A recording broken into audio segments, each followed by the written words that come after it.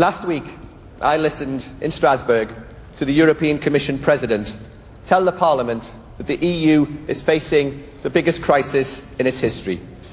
As usual, his analysis is correct, but his proposed solutions are all completely wrong.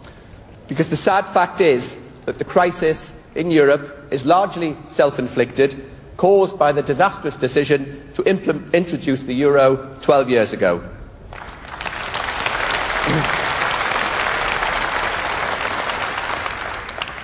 And let's never forget just how close this country came to joining. Because a decade ago, the siren voices calling for us to go in were many, they were loud, and they were powerful. The BBC, of course, was for it. The Labour Party was for it. The CBI and the TUC were for it. The Lib Dems were positively ecstatic for it. In fact, our favourite Lib Dem, Chris Huhne, published a whole book on the subject called Both Sides of the Coin, the Arguments for the Euro and European Monetary Union. Now, I am lucky enough to have one here. Now, knowing you as I do, I am sure that many of you will also be very interested in obtaining a copy of this worthy tome. So I looked it up for you on Amazon, and you will be delighted to know that there is still one new copy available. It costs £99. But don't despair if you can't afford that.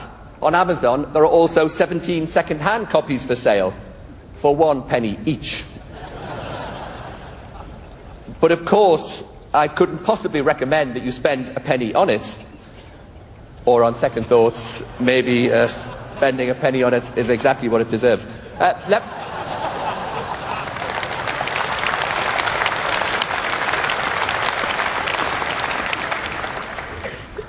But to save you buying it, let me remind you what Mr. Huhne said on the subject. He said, the euro is living up to the highest expectations of the economists who advocated it, and Britain is missing out. He said that Eurosceptics constantly underestimated the competence of Europeans and their ability to organise things properly. So now you will understand how relieved I am that in Europe we don't have to be part of a coalition with the Liberal Democrats. Because had we Conservatives not fought to keep the pound, led from the front by William Hague and then Ian Duncan Smith, our economy would now be in ruins, because it could never have survived both Gordon Brown and a single currency.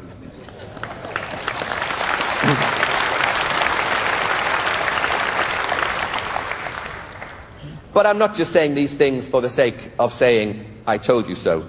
Well, okay, maybe just a little. But like everyone who says, I told you so, my real plea is to be listened to next time. Because the EU is in danger of repeating all of the mistakes that created the crisis in the first place.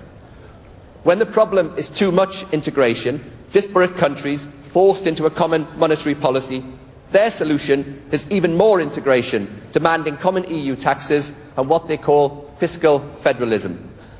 When the problem is too much debt, their solution is even more debt, forcing new loans onto countries that can't even meet their existing obligations.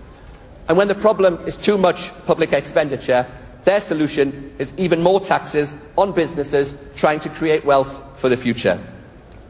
Let me tell you now, Conference, your Conservative MEPs will never accept that the EU budget should rise when national budgets are being cut.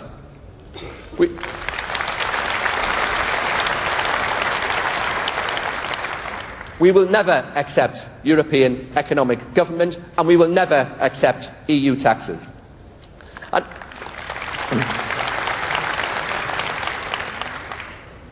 And if the other member states want to do these things, rather than admit that the euro was a mistake, well, that's up to them. But Britain should not pay a penny to prop up a currency that we decided not to join.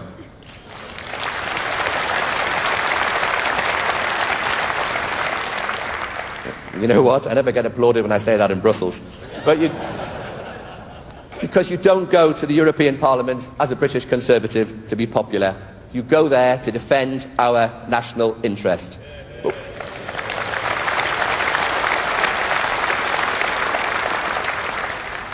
And when we defend those interests, we are also speaking for millions of other people on the continent who are every bit as sick and tired as we are of being pushed about by Brussels. They are sick and tired of voting no in referendums only to be disregarded.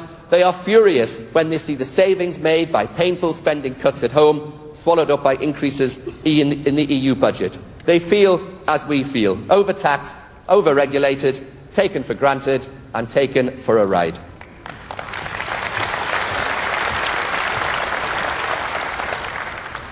Now, some people have sometimes said, occasionally, that our party is just negative about Europe. That we're quick to say what we're against, but slower to say what we're in favour of. Well, here are some positive goals that our MEPs are pushing for. We want Britain to control its own social policy and determine its own employment law. Our recovery depends on private sector growth. We want to determine for ourselves who we work for, on what terms and for how many hours. We want a Europe that respects the rights of the individual, the rights of its sovereign states. A Europe of free markets, of free enterprise, of free trade.